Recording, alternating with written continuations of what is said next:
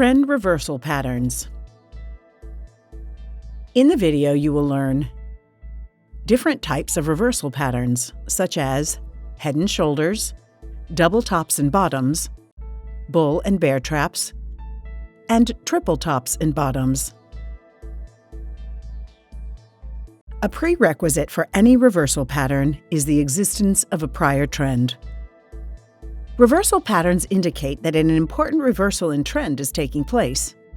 Trading volume plays an important role in confirming these price patterns. The most common trend reversal patterns are head and shoulders, double tops and bottoms, and triple tops and bottoms. Let's take a look at the most popular reversal pattern, the head and shoulders. A head and shoulders top consists of a rally to a new high with lower volume, and a break below the uptrend line. Then a rally with lower volume fails to go above the previous top. At this point, we can identify the neckline by drawing a straight line connecting the two previous bottoms. The reversal is activated with a break below the neckline being accompanied with increased volume levels. Failure to go back above the neckline acts as a confirmation towards a new downtrend. Apart from signaling the end of an uptrend, a head and shoulders top pattern can be used to identify potential targets. To find the initial target of the reversal, we measure the distance between the head and the neckline, and project the distance from the break of the neckline. It is important to note that this is only a minimum target, and usually markets move beyond this point. For head and shoulders bottom, it is just the opposite. A rally to a new low accompanied by lower volume levels, and a break above the downtrend line. Then a dip on lower volume levels fails to go below the previous bottom. At this point, we can identify the neckline by drawing a straight line connecting the two previous tops. The reversal is activated with a break above the neckline being accompanied with increased volume levels. Failure to go back below the neckline acts as a confirmation to the new uptrend. For the initial target, measure the distance between the head and the neckline and project the distance from the break of the neckline. A similar pattern is the double top. As its name implies, the market creates two tops at the same level. A break below the last bottom confirms a double top formation. Increased volume at the breakout level acts as confirmation for the reversal. The initial target is outlined by projecting the height of the double top pattern from the break of the last bottom. In the case of a double bottom, the market creates two bottoms at the same level. A break above the last top confirms a double bottom formation. Increased volume at the breakout level acts as confirmation for the reversal. Height of the pattern outlines the initial target. A bull trap pattern is a pattern where prices break above the last top, generating a bullish signal before reversing and trapping the buyers who acted on the signal. Failure to continue higher and then a break below the last bottom confirms a bull trap formation. Traders should use filters to avoid these traps. A common filter is a two-period close above the level. Like previous patterns, the same target measuring techniques apply.